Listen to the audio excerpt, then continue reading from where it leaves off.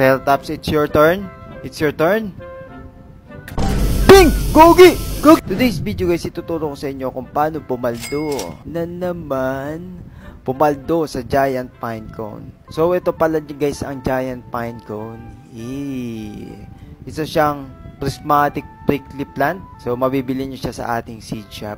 Meron siyang 1, 2, 3, 4, 5, 6 na bunga. Okay. So since prickly plant siya guys, gagamitan natin siya ng hedgehog. 1, 2, 3, 4, 5. So bali 5 hedgehog lang yung gagamitin ko. Tapos gagamitin natin siya ng triceratops. So maglalagay tayo ng triceratops every 1 minute. Okay, para yung interval ng passive nila is 1 minute. Okay. Medyo matagal kasi tumubo yung giant pine cone. So masasayang yung master sprinkler natin kapag masyadong matagal.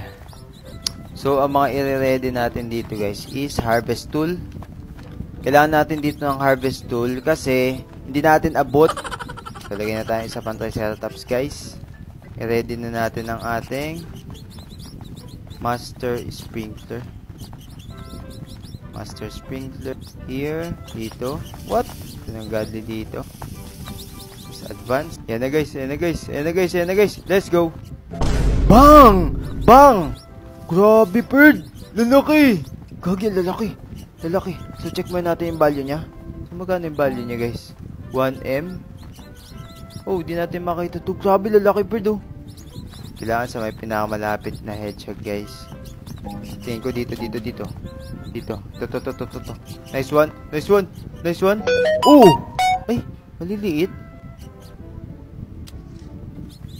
Trowel natin. Dito banda.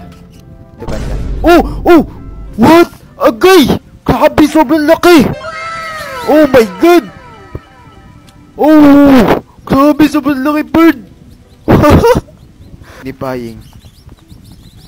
So, mag-defying. Let's see. Hindi siya ma-inspect.